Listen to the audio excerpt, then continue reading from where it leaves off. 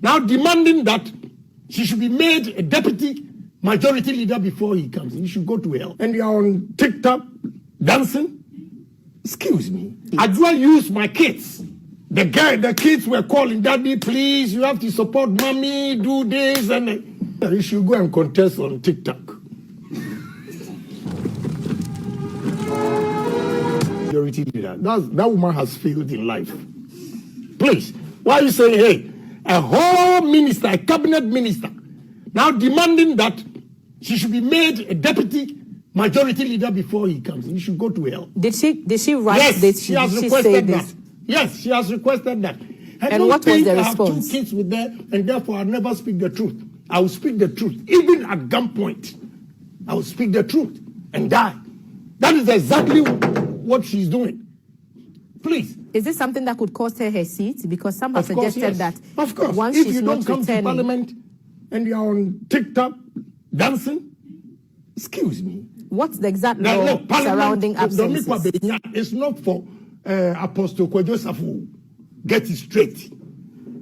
And people are insulting me because I went there to campaign for him, for her. And Michael Quay, the speaker, a man that I respect very well. But you campaigned against his son for that Dome because I do use my kids.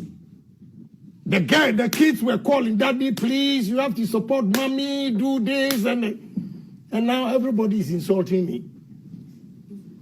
Yeah, for doing that. But I have not regretted because she's very responsible when it comes to the kids.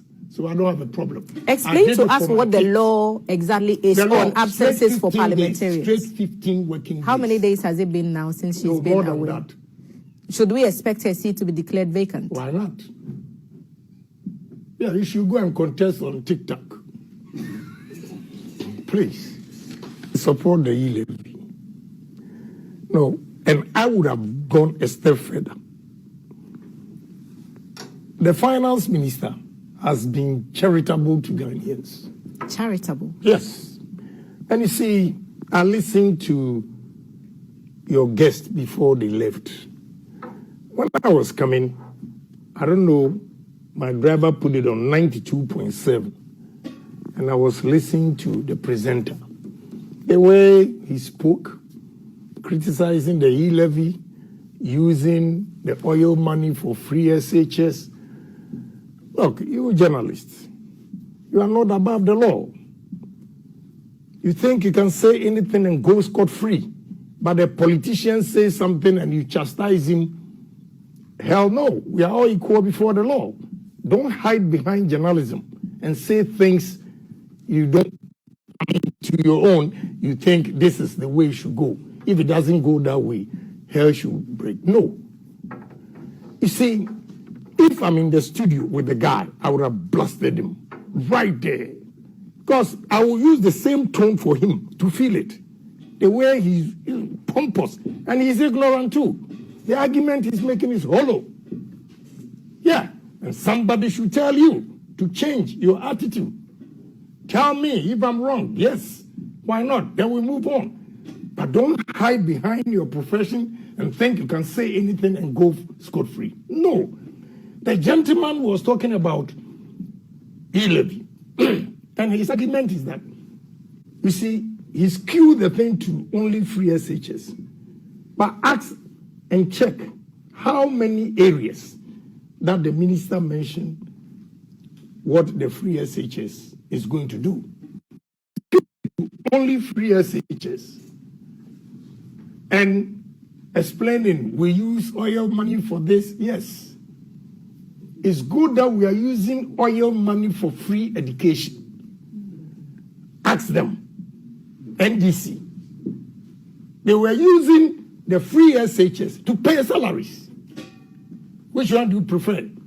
A poor child doesn't benefit. It's only people who are working. My question was that before the oil, were we not paying administration, meaning workers in this country and everything? Why is it that now we don't use oil money to develop the country and we are using it to pay salaries? That is one. So, madam, if Akufo-Addo comes and says, I'm going to fund education, it is free to you and you were going to pay money for your child to go to school. That would have been a problem. Government has taken over, using the oil money to pay for your child's school fees. What is wrong with that? What is wrong with that? Now, if the Minister of Finance comes to say that we need e-levy, let me tell you, even my best friend from America is against the e-levy. This Saturday, we were arguing. When I made reference to America, I said, don't go there. I said, why shouldn't I go there? America is the richest nation in the world. And they are using, today, I want you to know, a form of e-levy in America today. Why? It's simple. Some journalists are arguing and say they know everything on earth. They don't travel. You sit here, talk anyhow, and you think nobody should challenge you. I will challenge you. Because in a year, countries, in a year. And when I go, madam, I don't go to drink tea. I go explore the city that I visit, how businesses are done. And when I come, I can make comparison easily. Now, in America, today, Google, they call it Cash App. Listen to what they do. If it's $500, you don't pay tax. Yo, what's up? If it's $600, you pay tax on the $100. If it's $1,000, you pay tax on $500. And now they went a step further. They call something structuring. Because it's $500 a day, everywhere, I want to state it clearly, I'm not against what any Ghanaian is talking about that he doesn't like e-levy, because there's nowhere in the world that people are taxed. So I don't have a problem. But let us speak the truth. What America has done, a step further, is that they call something structuring. Structuring means I want to send $1,000 to my cousin or my daughter. But because I don't want to pay tax, today I'll send $500. Tomorrow I'll send $500. The American system will catch up with you. Because there's no space within 24 hours, if it's not 48, and you do it today and tomorrow, straight, they report you to IRS. You mean you are evading taxes? Precisely. And you know how they do it? In a year, IRS will give you a printout of all the money you transferred, and they will tax you.